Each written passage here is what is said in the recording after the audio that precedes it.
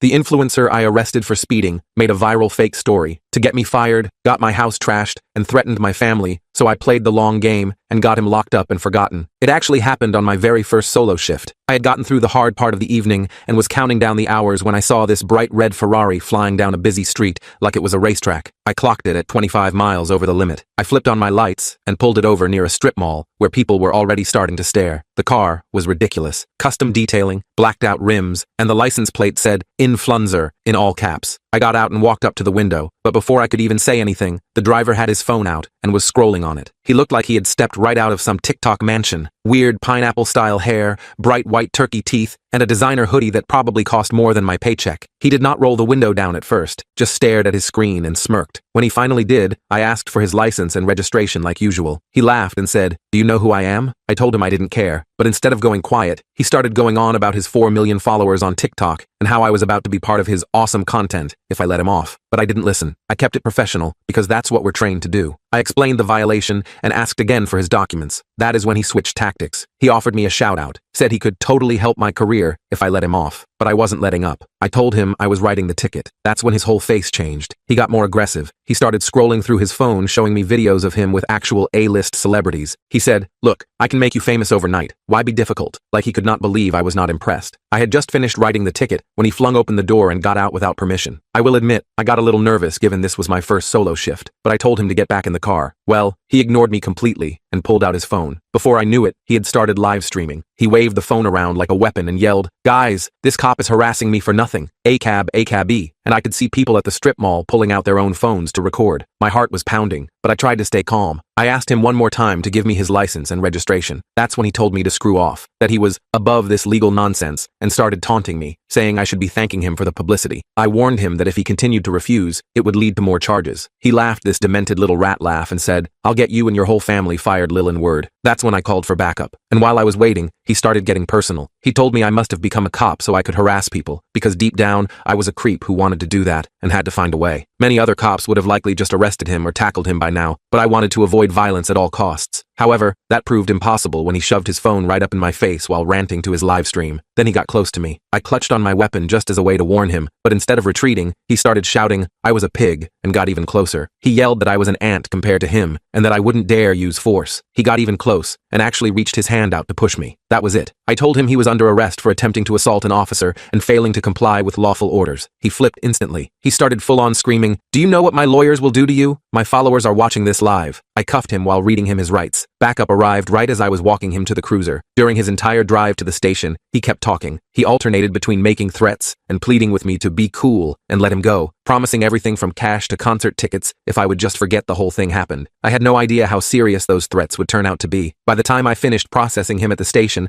clips from his live stream were already going viral. His name was Kyle Winters, apparently some big TikTok star who made prank videos and lived in one of those content creator mansions. The sergeant told me not to worry about it, just standard procedure. The guy was clearly in the wrong. But I could tell even my supervisor was a bit concerned about the social media attention this was already generating, as his phone kept buzzing with notifications throughout our conversation. I left the station around 3 a.m., completely exhausted. My first solo shift had turned into a 16-hour nightmare thanks to all the paperwork from arresting Kyle. The booking process alone took forever, because he kept demanding his one phone call, like we were in some TV show. He finally called someone he referred to as his content manager, who apparently doubled as his lawyer. The guy showed up around 1 a.m., looking like he'd just rolled out of bed, wearing sweatpants and a wrinkled dress shirt, his eyes bloodshot from what I assumed was being woken up in the middle of the night. I overheard Kyle's lawyer telling the desk sergeant that this was all a misunderstanding and that his client was just creating content. The sergeant wasn't having any of it though. Kyle got charged with speeding, resisting arrest, attempting to assault an officer, and disorderly conduct. I filled out all the required reports while Kyle's lawyer arranged for his bail. By the time I clocked out, Kyle had already been released, probably already planning his next move while I was still drowning in paperwork. I drove home thinking the worst was behind me. Boy, was I wrong. I woke up around noon the next day to my phone blowing up with notifications. My roommate Mark was banging on my bedroom door, the sound echoing through our small apartment. "Dude, you need to see this," he said, shoving his phone in my face before I was even fully awake. It was Kyle's TikTok account. He'd posted edited clips from his live stream that made it look like I'd been aggressive with him from the start. The caption read, "Power-tripping cop arrests me for being famous. Police brutality, just justice, viral." It already had over 2 million views, with the counter climbing higher every time I refreshed the page. I sat up in bed, suddenly wide awake. In the video, he'd cut out all the parts where he'd refused to provide his license, gotten out of the car without permission, and tried to push me. Instead, it just showed me putting my hand on my weapon and then arresting him while he innocently protested, his voice cracking as if he were genuinely afraid. "This is bad," Mark said. "There's like 1,000 comments calling for you to be fired." I quickly checked my own social media accounts. My Instagram, which I rarely used, had hundreds of new follow requests and messages. I opened one at random. "Hope you get what's coming to you, pig." Another one read, "Found the cop with the small dick energy." I closed the app, feeling sick to my stomach. This wasn't what I signed up for when I joined the force. I just wanted to help people and make my community safer, not become the target of an internet mob over doing my job properly. I called my sergeant immediately. He already knew about the video, his voice sounding tired as if he'd been fielding calls about this all morning. "Listen, Reynolds, don't panic," he said, using my last name like he always did. "The department is aware of the situation. We've got the full, unedited dashcam footage that shows exactly what happened. Just lay low for a few days and let the PR team handle this." I felt slightly better after talking to him, but that relief didn't last long. When I checked my email, I found dozens of messages from random people calling me every name in the book. Some even contained threats. One particularly disturbing email had my home address in it with the message, "We know where you live, pig." That really freaked me out. I immediately forwarded it to my sergeant, who told me to document everything but not to engage with any of these people online. I tried to distract myself by cleaning my apartment and doing laundry, but I couldn't stop checking social media. Kyle had posted 3 more videos about me, each one more dramatic than the last. In one, he was fake crying about his trauma from being arrested. In another, he was encouraging his followers to find information about me, carefully wording it so he wasn't explicitly telling them to harass me, but the implication was crystal clear. By evening, someone had doxed me. My full name, address, phone number, and even my parents' contact information were circulating online. I started getting random pizza deliveries I never ordered. My phone rang constantly with unknown numbers. I changed my number that night and called my parents to warn them. They were understandably worried, but I assured them this would blow over soon. I wasn't so sure myself, though. The next day, I had to go back to work for my regular shift. As I pulled into the station parking lot, I noticed a small group of teenagers hanging around outside. They started filming as soon as they saw my car. One of them shouted, "It's him! The TikTok cop." I hurried inside, keeping my head down. My fellow officers were supportive, patting me on the back and telling me not to worry about some punk kid with a phone. But I could tell some of them were uncomfortable with all the attention our precinct was getting. The captain called me into his office before roll call. He was a stern older guy who'd been on the force for over 30 years, his desk adorned with family photos and commendations from his long career. "Reynolds," he said, leaning back in his chair, "I've reviewed the footage from your body cam and the dash cam. You followed protocol to the letter. The department stands behind you 100%. I felt a wave of relief wash over me. "That said," he continued, "this social media situation is complicated. For your safety, we're putting you on desk duty for the next week or so, until this dies down." My heart sank. Desk duty was where they put officers who screwed up or couldn't handle the streets, but I nodded and thanked him. What else could I do? The next few days were a blur of paperwork and anxiety. Every time I checked online, the situation seemed to get worse. Kyle had apparently made me his new content focus. He posted daily updates about fighting police corruption and seeking justice. He even started selling merchandise with slogans like, "Don't influencer me bro" and "ACAB" printed on them, making a profit off my misery. On Wednesday, 3 days after the arrest, Kyle took things to a new level. He posted a video titled, "Confronting the Cop Who Arrested Me." In it, he announced he was going to come to our precinct to have a conversation with me. I showed the video to my sergeant, who immediately increased security at the station, but Kyle was smarter than we gave him credit for. He didn't come to the station. Instead, he waited until my shift ended and followed me to the grocery store. I was picking up some milk when I heard his voice behind me. "Officer Reynolds, fancy meeting you here?" I turned around to find Kyle standing there with his phone out, live streaming again. He had 2 friends with him,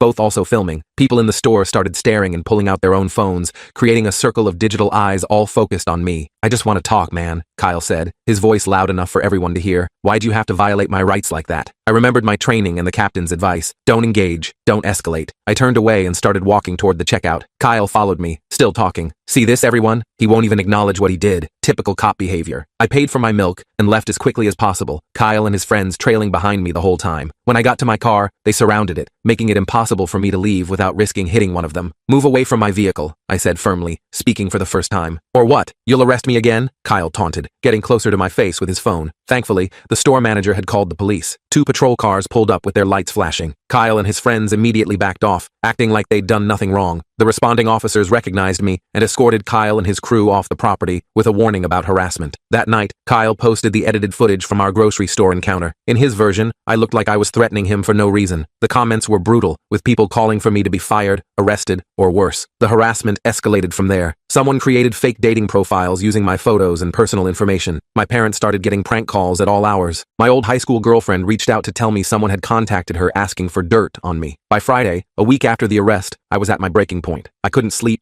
barely ate, and jumped every time my phone buzzed. The department had assigned a patrol car to drive by my apartment regularly, but it didn't make me feel any safer. Then I got a call from a number I didn't recognize. Normally I wouldn't have answered, but I was expecting a call from the department's legal team. "Hello?" I said cautiously. "Is this Officer Reynolds?" A female voice asked. "Who's asking?" I replied. "My name is Jenna Martinez. I'm a content creator who worked with Kyle Winters. We need to talk." I almost hung up, but something in her voice made me pause. "How did you get this number?" I asked. "Kyle has it. He has a lot of information about you that he shouldn't have. Look, I know you have no reason to trust me, but I want to help. Kyle has gone too far this time." We arranged to meet at a coffee shop in a neighboring town where hopefully no one would recognize me. I arrived early and picked a table in the back corner with a clear view of the door. Jenna arrived right on time. She was younger than I expected, maybe 20 or 21, with purple hair and more piercings than I could count. She sat down across from me, looking nervous. "Thanks for meeting me," she said quietly. "What's this about?" I asked, still suspicious. Jenna took a deep breath. "I've been part of Kyle's content house for about 6 months. At first it was fun, making videos, going to parties, getting free stuff from sponsors, but lately, things have gotten dark." She explained that Kyle had become obsessed with growing his following at any cost. His pranks had gotten more extreme, often crossing legal and ethical lines. The Ferrari he was driving when I pulled him over, borrowed without permission from another influencer. The speeding, deliberate, to create content. "After you arrested him, he saw an opportunity," Jenna continued. "His engagement numbers were dropping before that night. Now they're higher than ever. He's monetizing all the videos about you." "So he's making money off ruining my life?" I asked, feeling a fresh wave of anger. "Lots of money," Jenna confirmed. "But that's not why I'm here. Yesterday, I overheard him talking to some guys he knows from the street racing scene. They were planning something to teach you a lesson. I don't know exactly what, but it sounded serious." My stomach dropped. "Did you hear any specifics?" "Just that it would happen this weekend, and it would make great content." I left the house after that and haven't been back. I deleted all his content from my accounts too. I can't be part of this anymore. I thanked Jenna for the warning and immediately called my sergeant when she left. He took the threat seriously and suggested I stay somewhere else for the weekend. I packed a bag and went to my parents' house in the suburbs, about an hour away from my apartment. Saturday passed uneventfully. I started to think maybe Jenna had misunderstood or Kyle was just talking big. Then on Sunday morning, my roommate Mark called. "Dude, someone broke into our apartment last night," he said, his voice shaking. "They trashed your room, like, completely destroyed everything." I drove back to the city with my dad. The apartment was a disaster. My bedroom door had been kicked in, and everything I owned was either broken, stolen, or spray painted. The walls had slurs and threats written on them. My computer was missing, along with my spare uniform and badge. The responding officers took photos and dusted for prints, but I already knew who was behind it. What I didn't expect was for Kyle to post about it almost immediately. "Karma hits corrupt cop," his new video was titled. It didn't show the break-in directly, but it featured Kyle talking about how sometimes the universe delivers justice, while smirking at the camera. His followers ate it up, with comments celebrating my misfortune. That was my breaking point. This kid had crossed every line, and the harassment was only getting worse. I needed to fight back, but I had to be smart about it. Going after him directly would just play into his narrative. I remembered something Jenna had mentioned during our conversation, that Kyle was planning a huge party at his content house that night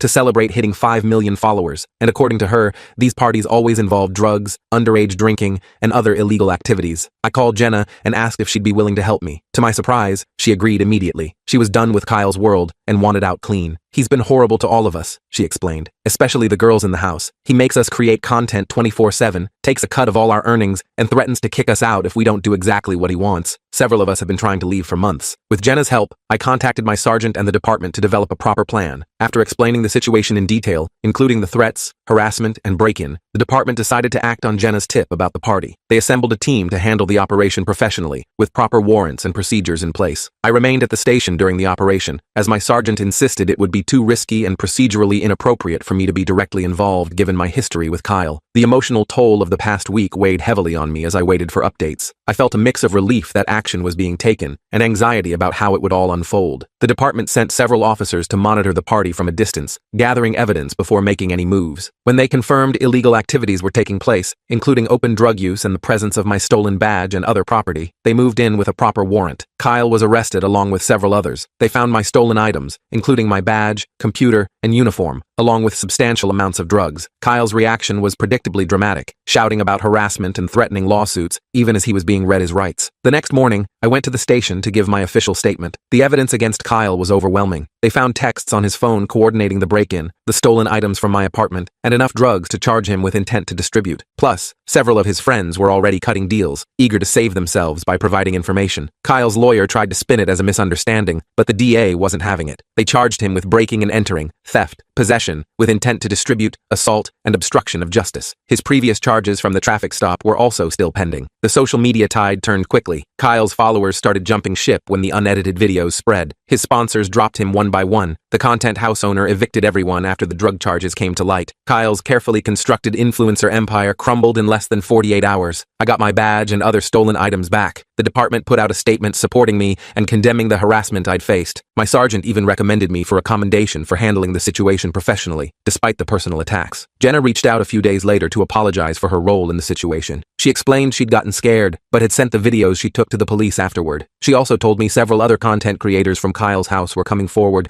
with stories about his manipulative behavior and illegal activities. Kyle eventually took a plea deal, 3 years in state prison with possibility of parole after 18 months, plus probation and community service. The judge took the severity of his crimes seriously, particularly the organized break-in and the harassment campaign. His social media accounts were either deleted or abandoned. The psychological impact of the harassment lingered long after Kyle was sentenced. I started seeing a department therapist to process the anxiety and stress from having my privacy violated so publicly. The department also implemented new training protocols based on my experience to help other officers deal with similar situations in the social media age. I'm back on regular patrol now. Sometimes people recognize me from the whole ordeal, but it's usually positive these days. A few kids have even told me they want to be police officers because of how I handled the situation. The weirdest part? I actually gained a decent social media following myself. The department's PR team suggested I start an official account to share what being a police officer is really like. Nothing flashy or dramatic, just honest day-to-day stuff about community policing. It's not millions of followers, but the people who do follow seem to genuinely care about making their communities better. As for Kyle, his influencer Ferrari got impounded and eventually auctioned off to cover his legal fees. I sometimes drive past the spot where I first pulled him over and think about how differently things might have gone if he'd just taken the ticket and moved on with his life. But I guess some people have to learn the hard way that real actions have real consequences, no matter how many followers you have.